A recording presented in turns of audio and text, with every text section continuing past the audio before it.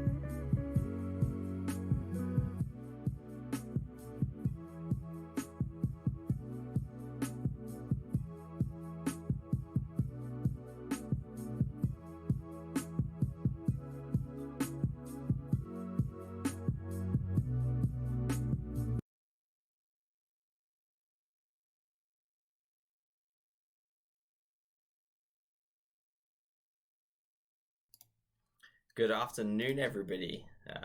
So I think it's 2 minutes after, so we'll get started. There we go. That way you can see me. So welcome to Getting Through Tough Times Financially. So this is about kind of getting through a crisis and coming out unscathed on the other side. So a little bit about myself. So I work for TCU Wealth Management. Professionally, I hold the Certified Financial Planner, the Chartered Investment Manager, and Responsible Investment Specialist designations. And I've been doing this since about 2014 is when I kind of joined the industry. Really what I do though is I just help people become a little bit more intentional with their personal finances. And I help them maybe achieve goals they never thought was possible. Or maybe even achieve them just a little bit faster and a little bit more efficiently. That's kind of what I do. So today we're going to cover getting through a crisis. Obviously, in an ideal world, they don't exist, but I think everybody now realizes that they can happen kind of overnight. So how do we get through that when it seems like a house is burning down around us? And then we're also going to look at setting ourselves up for success tomorrow. So I don't know if everybody got the opportunity, but in the chat there is a poll. Kind of want to get an idea of who I'm speaking to and where everybody sits. So it'd be great if you could go fill out the poll. It's just one question. So this presentation, it will last maybe 15 minutes or so, and then we'll have plenty of time for questions and stuff at the end. There's two ways you can ask questions. You can either obviously send them in the chat, or you can text them to me if you want to remain anonymous. I'll be checking my phone at the end, so any questions come through on there, I'll be sure to answer as many as we can. So I'll give you a quick second to go do the poll for me. That'd be really useful.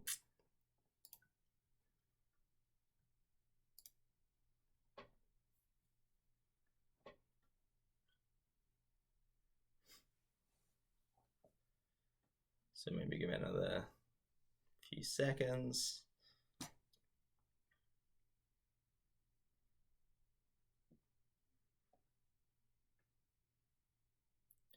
Okay, so we have 87%, maybe a little worried, 13% super confident, which is awesome.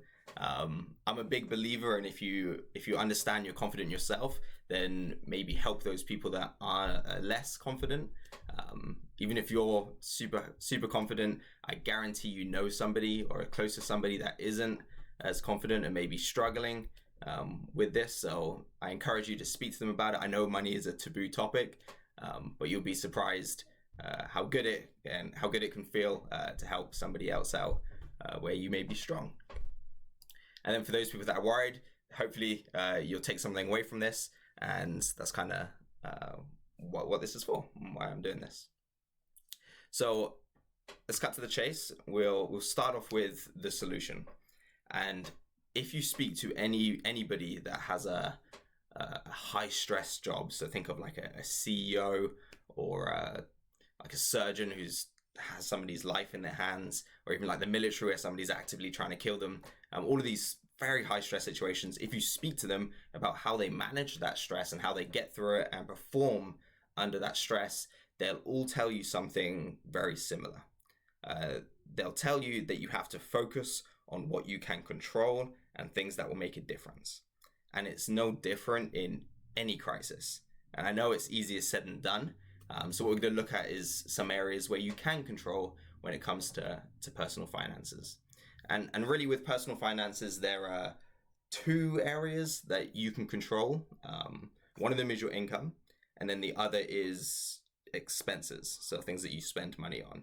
And assuming this crisis, like this one, would be more on the income side, then you would look to the expenses. So what we'll do is that's kind of what we'll be looking at, I guess. So the first thing, when you're going to make any decisions, you need to get a clear understanding of where you are today. And in order to do that, you need accurate information. So the first two steps to getting a clear picture of today is understanding what your expected expenses are. So let's say you think that this crisis is going to last 3 months. Then make sure you take a pen and paper and write down all your expenses that you think is possible over the next 3 months.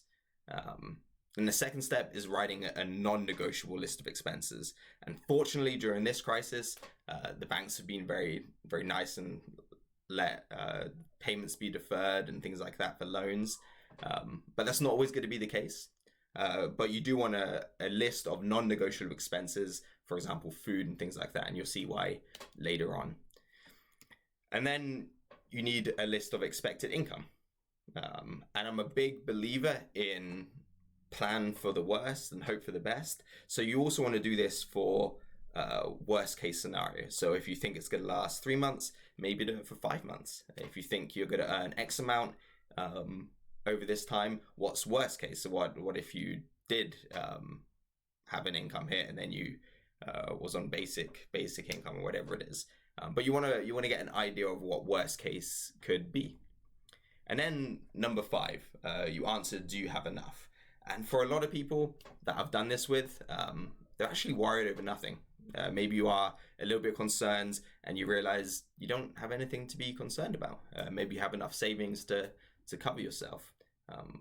But assuming that there is an issue, now you know what that issue is. You know how big it is or how small it is, and now you can take steps to address that, which is key to being successful to get through any type of crisis. And then what do you do? So this stage isn't deciding what you're going to reduce. This is just looking at what is possible to reduce. So you think of debt payments as a great place to start. A lot of institutions, even without everything going on, they do allow for payment deferrals, skip payments and things like that on mortgages. I know that a lot of credit unions allow that. And then you look at your big variable costs. So the biggest one I see is eating out. So maybe during something like this, you're eating out less or more if you're like me and my wife with skip the dishes. It's way more expensive. But whatever it is, you want nothing's off the table. And I want to be clear here that this isn't the expenses that you are going to cut. These are all the expenses that are possible to cut. Doesn't mean that these are the ones you're going to pick. Okay, so once you have an idea of your of the gap that you need to fill, you have expenses that you could potentially cut. Now you're going to look through doing this on paper, and I stress doing it on paper. And I know a lot of people, they have a budget in their head or an idea in their head, and that might work for a lot of people for every day. But when it comes to crisis management, you can't be having a written plan. And the truth is, if what you're thinking doesn't work on paper, it's not going to work in real life. And even if it doesn't work even if it does work on paper, sometimes it still won't work in real life. So getting it down on paper, making sure the numbers add up is really, really important. And then once you've done that, at this point, if you're at this point, it's likely that your income is going to be very close to the expenses. Create what's called a zero-sum budget. And I want to stress, this isn't the way you should manage finances. I think nobody sticks to this method. It's way too restrictive. But for getting through a crisis, it can be invaluable. So what a zero-sum budget is it's where every single dollar of your income is allocated.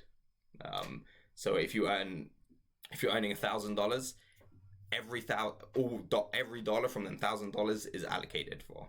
And it's very restrictive, but for a crisis and getting through a pinch, it's perfect. It's perfect for that type of use. Just don't try to do it long term. I just haven't seen it work. And then number 3 is the hardest point. In fact, there's a saying that says if knowledge was the only thing we needed, everybody would be skinny and rich or something. And it's true. Sticking to it is probably the hardest point, the hardest thing to do. And for this, I recommend finding somebody to hold you accountable. So whether that be like a loved one or like a friend or whatever it is, like a partner, family, whatever it is, pick somebody that isn't afraid to talk to you openly. somebody that will be there to maybe stop you making some bad decisions while you're going through this, somebody you feel comfortable talking about, and then also somebody that will celebrate the success once it's all over. That can be really important because you don't want to go through all of this and then just life go back to the way it was. So having some type of like celebration to look forward to, even if it's small, is important here. So that's if you do the first step and you realize that you maybe have a gap. What if you realize that you don't have a gap? Well, this is where the opportunity side comes in. I'm not a fluent Chinese speaker, but I was told that the Chinese word for crisis is made up of two characters, one meaning danger and the other meaning opportunity. And in any crisis, if you're in the position to, there is always opportunity to be had. It's just whether we're in the position to take that opportunity or we know that the opportunity exists. So for every crisis you undergo, make sure you look for these opportunities. So for example, in this most recent one, with all the banks and credit unions and other financial institutions offering payment deferrals, now's a really good time if you're struggling with other debt to maybe look at, if you qualify, skipping the payments to put it onto higher interest debt. That's an opportunity. Markets are low right now, although they've come up a lot, but rebalancing investments, another good opportunity. Everybody always knows, buy low, sell high. Much harder to do in practice, but this is a good opportunity to look for. Another thing is like pension account selection, so like the funds that you have set aside for retirement. Again, the difference between having these properly allocated to proper timeframes can be hundreds of thousands of dollars when it comes to retirement time. So these type of decisions, I guess, don't take it lightly, but they are small decisions that you can make to have a great impact down the line. If you're worried you don't know quite what you're doing, then just look for help. Go see your guy at the local institution. Okay. So that's during a crisis. That's how to get through a crisis kind of while it's happening. But this too shall pass comes to mind. Very common phrase, and it's no different. Every crisis passes. So what do you do to set yourself up for tomorrow, to make sure that tomorrow, maybe if another crisis happens, we're not in the same type of situation? So this is how I recommend. So these are 5 steps. I try to be as general as possible. So these apply no matter what your income is, no matter your net worth, no matter any other circumstances you might find themselves into. These are 5 steps that you can take to make sure that you are setting yourself up on the right track. So the first one is, what's my number? I talk about this a lot. I want you to imagine that like a friend calls you up and says, hey, can you bring food to my party tomorrow? And you say, okay. And then you hang up the phone. How much food do you bring?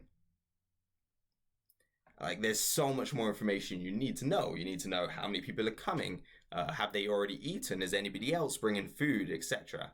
And it's the same when you're trying to make a plan for personal finances. If you don't know these type of numbers, then it's just so difficult to make an effective plan. So the number part that I'm referring to is, what does it cost me to live the life that I enjoy living? What does it cost me today? So what would I need to be able to go to the movies as often as I do, to go on vacation? Like, just what does it cost me per year to live the way I want to live? And that's an important number that you need to know in order to make any type of plan and to be as intentional as possible when you allocate your income. And then the next step, which is possibly the hardest but the most important step, is getting a deep understanding of what you want.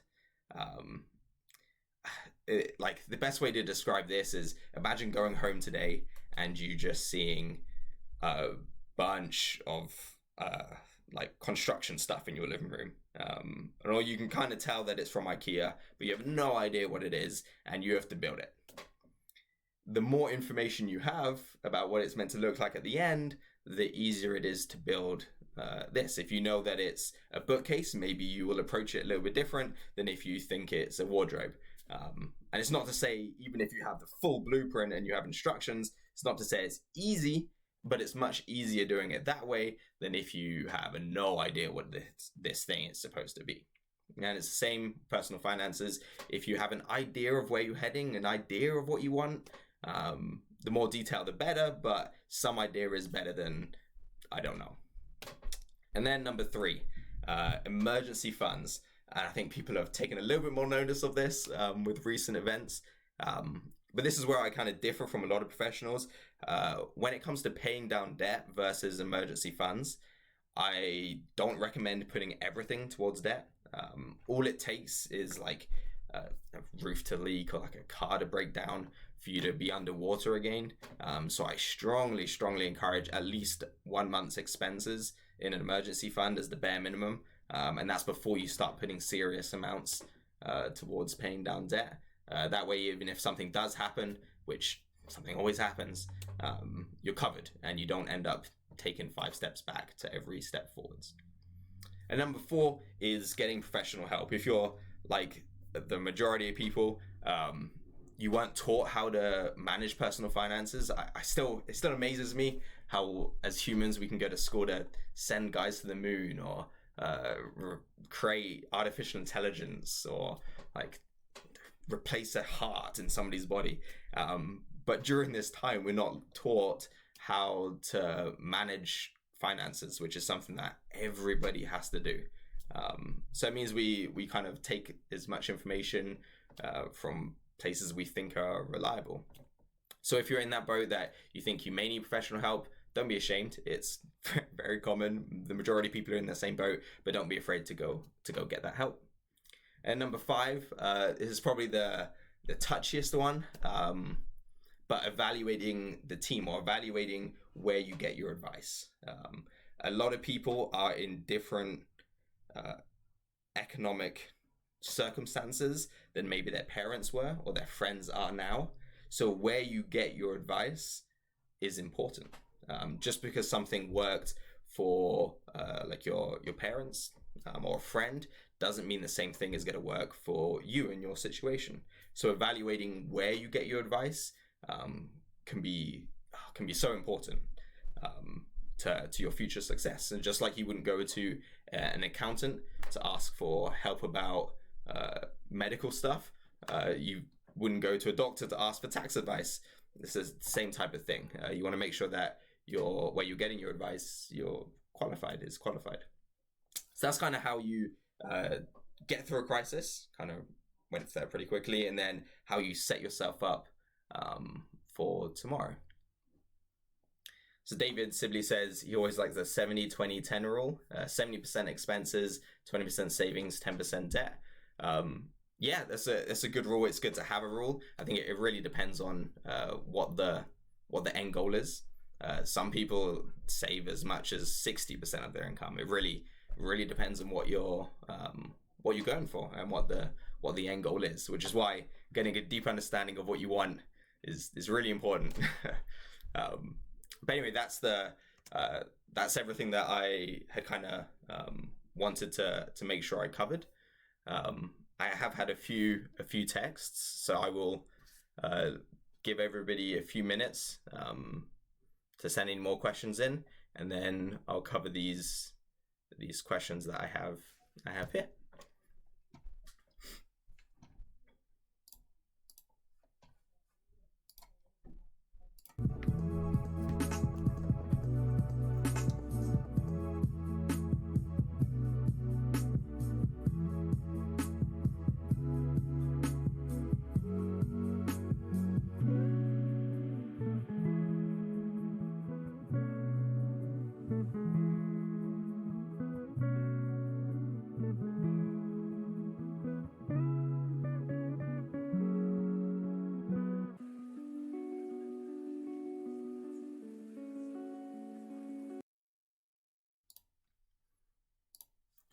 Okay, so we'll start off with the question I have here. So the first step with budgeting.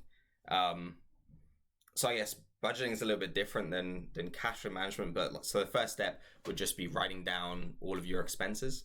Um, as I said, like in the crisis one, this step is very similar. Even if you're not in a crisis, you need to get a strong understanding of today. So knowing exactly where your current income is going is very important. And a misconception is that nobody should spend their money on like small insignificant things. I don't believe in that at all. I think that you should just spend your money where you want to spend it, and it's the it just happening part of uh, finances that gets most people into trouble. It's not the planned expenses.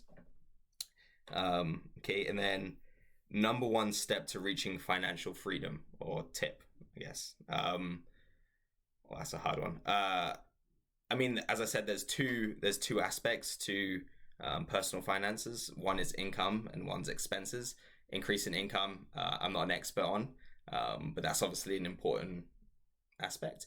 And then expenses is, as I said, like knowing what you're spending, and then sticking to that. So it's almost like you're choosing a lifestyle instead of letting your income dictate how you live. You're making that decision.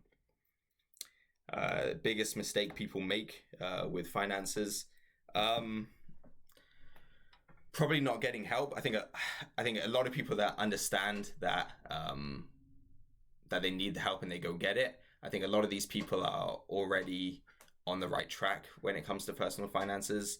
I think those people that either aren't willing to get help or don't realize they need it, I think that's the scariest part for me, because there's so much information out there. We live in an age where internet's so easy. And despite there being a lot of misinformation on the internet, there's also a lot of good information that can help most people when it comes to their personal finances. Okay, so looks like they're the questions that I got. Let me just check the chat here. My wife's pointing at me. What do I think about the snowball method when it comes to debt? So for people that don't know, there's two typical methods that are talked about when it comes to paying off debt. There's either the method where you pay the smallest balances first, so that you can build up some momentum. So that's called the snowball method, because then you free up a little bit of cash flow so that you can put towards the next debt. And then there's the avalanche method, which is referred to, which is you just pay off the highest interest thing first. When you actually look at the numbers, they don't make too much of a difference. It's all psychological. So when I'm recommending each method to people, I'm trying to work out if you have a little bit more experience with personal finances, then the avalanche method is the best. If you're going to stick to it regardless, just because you'll pay less interest in total, typically. Depends on each person's situation. But the snowball method can feel more rewarding because you see these balances and these debts that you've paid for the last few years just disappear. So it really depends. I hate saying that answer, but it does. It just depends on the person. As I said, snowball method, a little bit more rewarding. Avalanche method, pay a little bit less interest, but it's negligible. Is there value in tracking your expenses even if you're living comfortably within your means? Not poor yet, so that's cool. That is good. Again, goals come into play here. I recommend everybody not track your expenses. I reckon you should do that in advance. So what I teach people to do is decide how much income I am comfortable with. Decide where I want that income going. Even if there's a portion there for blowing, that's perfectly fine, and you should do that. Otherwise, people do it anyway. But you should. It's important, yeah. If you're gonna be, because what ends up happening is something called lifestyle inflation, where the more income you earn, the more you spend. So just because you're not struggling now and you have plenty of money left over at the end, doesn't mean that eventually it could change. And if there's goals that you want to achieve, then you're gonna want to do that as efficiently as possible, and that just means making sure you're spending your money on things that make you happy, and that comes with I wouldn't say tracking expenses, but setting what your expenses are going to be. Everyone's guilty of that inflation. It's probably the biggest, especially in Western society, biggest wealth killer. Like the fact that you leave school, you earn a little bit, and then you earn more and more, and so you buy a bigger house and you buy a bigger car, and you spend a little bit more money on McDonald's, which was me and my wife. When we first got married, we would always get the value picks, and now we get whatever we want. So it happens. Small things just builds up over time. But getting that under control can be a game changer, and it can mean that as you earn more money, suddenly you get to put aside more money, and having money aside gives you opportunity that you may never have had before. Do you have any tips on saving up for a home efficiently? Okay. None that will be revolutionary. Doing anything systematically, in a systematic process, helps tremendously. So instead of saying, hey, at the end of the month, I'm going to put aside this amount, you set an amount that gets put aside, instead of saying at the end of the month, I'm just going to put over what's left, setting aside an amount that you're saving is key. And then also, I think the biggest factor is when you do end up purchasing your home or picking a home that you purchase, how you determine the size of the home or how much you're going to spend on that home is super important. A lot of people get homes that they can't afford fully, and that's what you've probably heard the phrase house poor, where so much of their income is going towards paying for this house, they can't do the other things that they'll enjoy a lot more than having a double garage instead of a single garage. So that's something to keep in mind. But yeah, to save effectively for anything, do it systematically, and keep it up. Okay, I'm not throwing you under the bus too much. Okay, so I think, is there any other questions? But I think that's everything that I wanted to cover. Oh, my wife's telling me to check my phone. No, nothing else there. So anyway, thanks for coming out and watching me. If you have any questions or any feedback, feel free to reach out to me. I'm on LinkedIn or whatever. I also do have an email list that I send out to like monthly, just tips about personal finances, which is on my website. So it's just my first and last name .ca. So you can go there if you have, if you want to, I don't know, read what I put out. Anyway, I'll let everybody have a rest of their lunch, I guess, their lunchtime. Thanks, guys, and see ya.